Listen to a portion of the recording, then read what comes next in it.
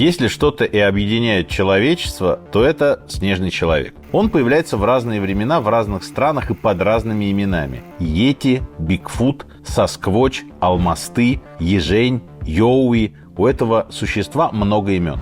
Но суть одна – это загадочное волосатое чудовище, то ли огромная обезьяна, то ли чудом сохранившийся первобытный гоминид. Он скрывается в горах, лесах и других глухих регионах планеты. Публика по-настоящему заинтересовалась снежным человеком в 20 веке. Но легенды о нем существовали всегда. Истории о китайском дикаре Ежене известны еще с IV века до нашей эры. Австралийские аборигены рассказывают о Йоуи или Яху, которые населяли Австралию еще до людей. У них длинные белые волосы, длинные руки, а лицо похоже на обезьянье. Похожие байки ходили в Калифорнии, еще в те времена, когда там жили индейцы-семинолы. Одно из самых примечательных свидетельств – книга «Путешествие Ивана Шильдбергера по Европе, Азии и Африке» с 1394 по 1427 год. Автор ее – немецкий оруженосец, который попал в плен к Тамерлану и таким интересным способом попутешествовал по Азии. В Тяньшане, как он пишет, живут дикие люди, не имеющие постоянных жилищ. Тело же их, за исключением рук и лица, покрыто волосами. Они скитаются в горах наподобие других животных, питаются листьями, травой и чем придется. В средние века такие истории никого не удивляли и шли в одном ряду с легендами о драконах и людях с пёсьими головами. Когда на смену сказочникам пришли ученые, они начали предполагать, что снежный человек – это какой-то реликтовый гоминид, чудом доживший до наших дней, гигантопитек, а может быть даже неандерталец. Есть, впрочем, и оригиналы, которые считают, что Бигфут – это инопланетянин или как минимум пришелец из другого мира, использующий межпространственный портал. Это объясняет его неуловимость, а заодно светящиеся оранжевые сферы, которые, как говорят, часто появляются в местах, где может обитать Бигфут. Ну, обитает он, как можно понять, практически во всех частях света. Если где-то есть глухой лесной или горный угол, где можно неделями не встречать ни одной живой души, кроме медведя, там, скорее всего, ходят легенды о Йети. С медведями, кстати, важный момент, мы к нему вернемся чуть позже. Вот, например, известная история из абхазского села Тхина, которая, как считается, произошла в XIX веке. Об этой истории вспомнили много позже, когда снежный человек вошел в моду. К тому моменту ее рассказывали так. Некий абхазский князь поймал на охоте странную женщину. Лоб у нее был низкий, все тело покрывали волосы, кожа была смуглой, белки глаз красные. Человеческого языка она не понимала и вела себя агрессивно. Абхазы называли ее Заной. Адаптировать ее не удалось. Но времена были простые, слово за слово у Заны появилось 4 детей от разных мужчин. В 1880-м Зана умерла, а в 1962 году об этой истории узнали московские биологи. Могилу Заны им найти не удалось, но они смогли эксгумировать останки ее сына. Они принадлежали очень крупному мужчине, но в остальном были вполне человеческими. В 2015 году их изучил британский генетик Брайан Сайкс, который до этого успел разоблачить десятки останков йети и бигфутов.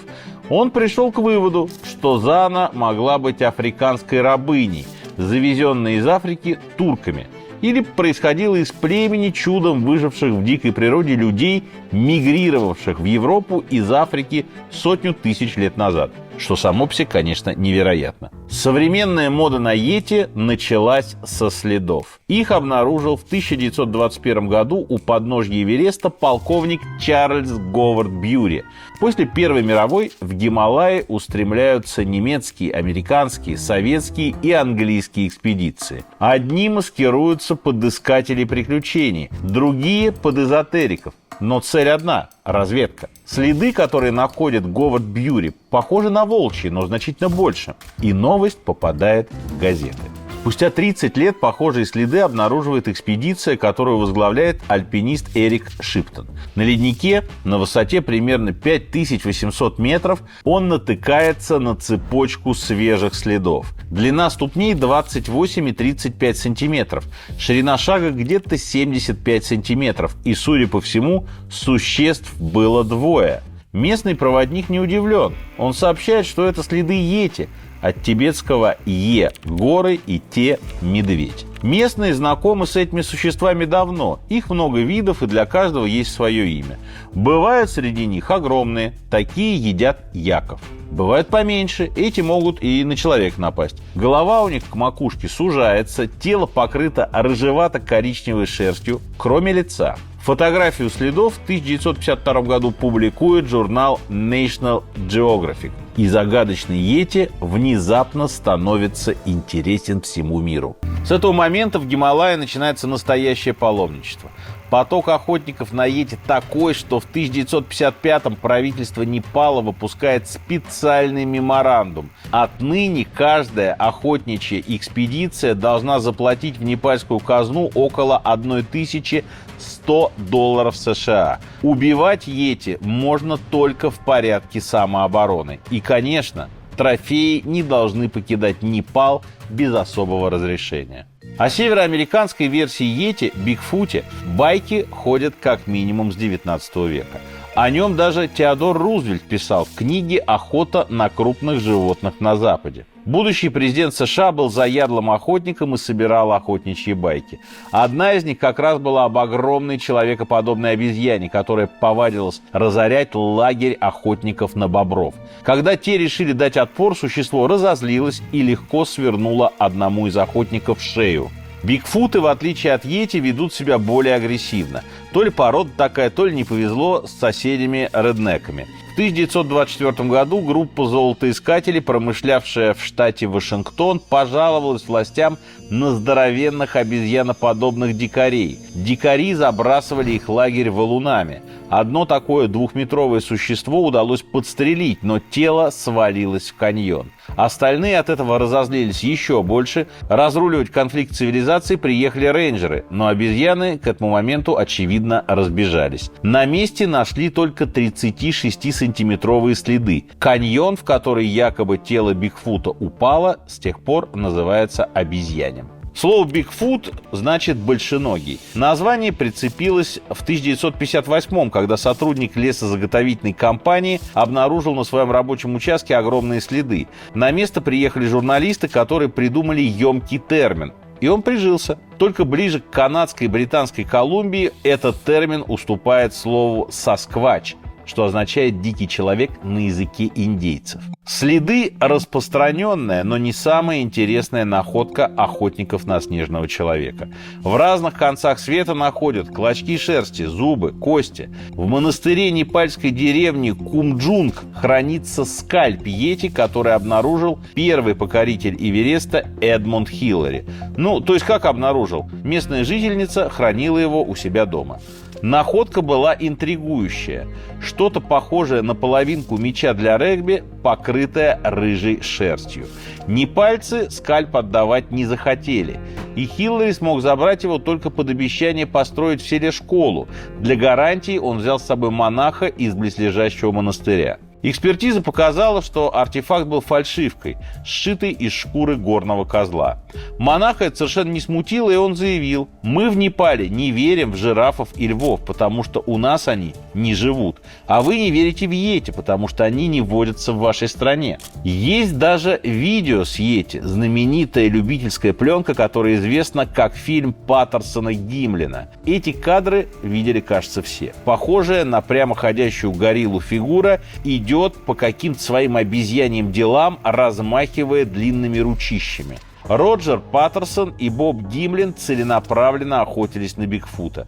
Была такая простая мечта у простых американских мужиков. А вот в 1967 году им наконец повезло. На берегу реки Кламат им встретилась самка снежного человека. Пленка эта была сенсационной и скандальной. Споры вокруг ее подлинности ведутся до сих пор, и они не менее легендарны, чем сама запись. В частности, есть предположение, что для съемки использовали костюм вышедшего в том же году культового фильма «Планета обезьян». Советский Союз от трендов не отставал. Уже в 1955-м в «Известиях Всесоюзного географического общества» появляется первая публикация о йети. Статья геолога Сергея Обручева следы снежного человека в Гималаях. А в 1958-м советские газеты сообщают о сенсации.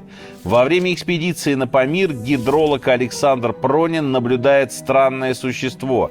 Фигура похожа на человеческую, но идет слишком широким шагом, сутулясь и размахивая длинными руками. Сообщение Пронина находит отклик у читателей. Оказывается, что случай-то не единственный. В 1958 году в Советском Союзе появляется специальная комиссия по исследованию Йети. Команда собирается экзотичная. Возглавляет ее уже упомянутый Сергей Обручев, сын видного геолога, писателя-фантаста Владимира Обручева, автора «Плутоний» и «Земли» Санникова. Сергей Обручев тоже геолог, писатель и пропагандист эсперанто. Еще одна охотница на Йети – Жанна Кофман, дочь профессионального революционера и французской певицы, увлеченная альпинистка. Кофман ради поисков снежного человека бросает работу врача-нейрохирурга и следующие 40 лет жизни посвящает Йети. Главным же энтузиастом и инициатором создания комиссии был Борис Поршнев, человек, который прошел путь от артиста бродячего цирка до историка классовой борьбы. Почему он вдруг заинтересовался снежным человеком,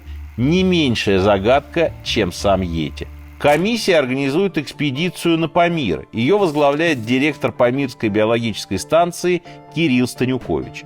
Экспедиция собирает много полезных зоологических и спелеологических данных, но основной своей цели не достигает. Станюкович резюмирует: «Мне хочется, чтобы вы поверили, что мы не привезли снежного человека только потому, что его там нет».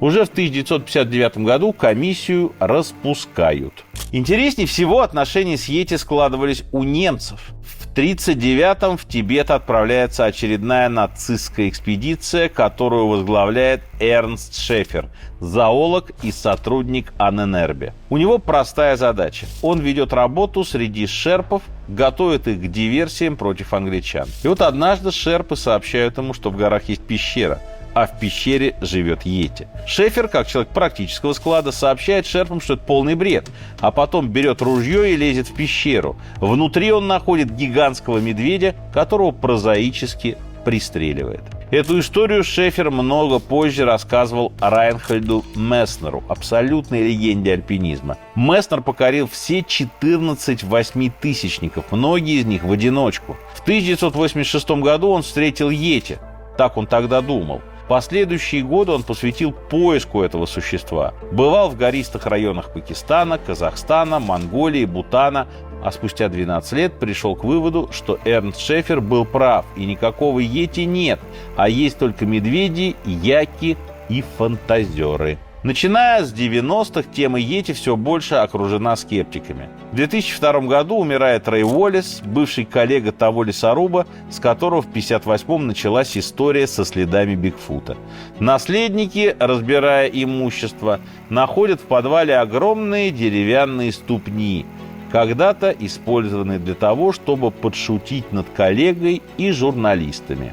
В 2017-м в главном печатном издании Лондонского королевского общества, трудах королевского общества, опубликовали результаты генетического исследования зубов, костей и шерсти Йети, которые исследователи собирали в тибетских монастырях. Все они принадлежали самым обычным животным, в основном медведям, которые водятся в этом регионе. Несмотря на все эти разоблачения, интерес к снежному человеку не угасает. В Непале Йети уже давно стал туристическим аттракционом. А в США охотники на Бигфута объединились в подобие субкультуры. Они ведут подкасты, устраивают встречи, где рассказывают охотничьи байки. В 2008 году один из таких энтузиастов, Майкл Грин, снял Бигфута на камеру с тепловизором. Пока подлинной съемки никто не опроверг. Теперь в ход все чаще идет современная техника. Бигфута ищут с помощью квадрокоптеров, и скрываться от цивилизации становится все сложнее. Но пока снежному человеку это удается.